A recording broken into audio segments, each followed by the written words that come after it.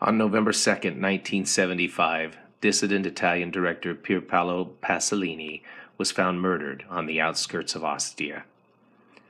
He was 53 years, 7 months, and 28 days old when he died, a lifespan of 19,600 days. If I had lived as long as Pierpaolo Pasolini, I would have died on January 18th, 2017.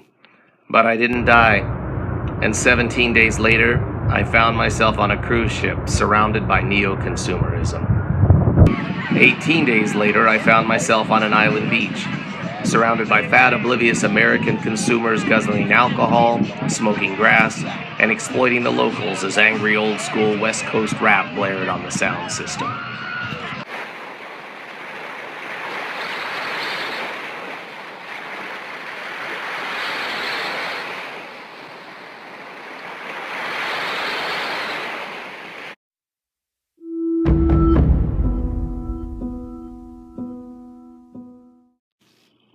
So in 2017, I was taking another trip to Nice, and on January 19th, the day after the day I was supposed to die, I got this disturbing call.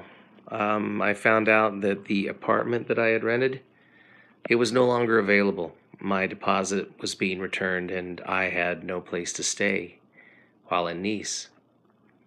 So here I was, less than 2 months from departure, and I was being left high and dry.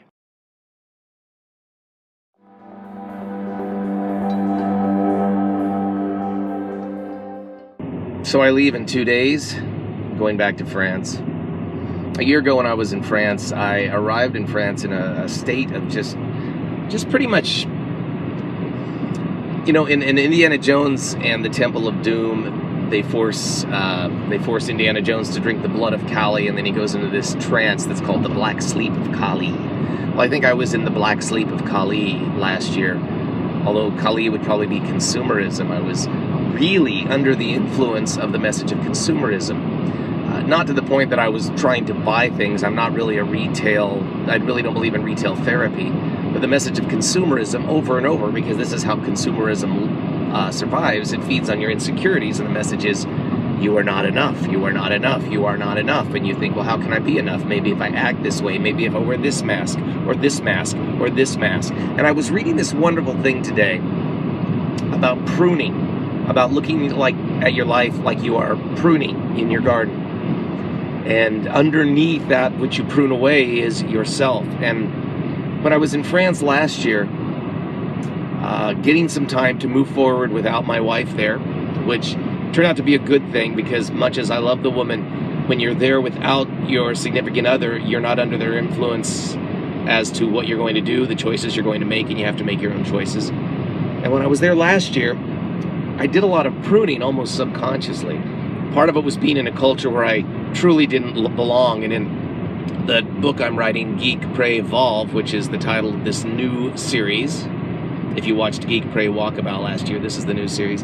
In that book, I talk about this idea of the art of not belonging. Once you accept that you don't belong, you can take away those masks. You can prune away those survival mechanisms, social survival mechanisms. And I got to do that in France last year. And then I came back, and there was a little bit of, I don't think it's cognitive dissonance, that's for something else, but it was a little bit of culture shock coming back to the world where those masks appeared to work for me, and realizing they don't work. They don't work. None of these have ever worked. That's why you've always felt like you're not enough. And so I got through that state, That was kind of groovy. I got through that state. And I'm still on a journey. I'm not perfect. I'm not there. But I'm going to start this new journey. I'm going to call it Geek, Pray, Evolve, because that's the title of the book, which is probably going to be released this summer. Still tweaking the hell out of it. But it is about my experience last year when I went on the walkabout and sort of went through some evolutionary and revolutionary changes. So I hope you will join me on this journey. You'll see my mug on Facebook a few times. Right now I'm in Florida. 2 days we leave for Nice. I think it's going to be a totally different experience than last time. I know it is. You don't go back and get the same experience. There's a chunk of it that feels like home to me, though, and come along. I want to show you my home.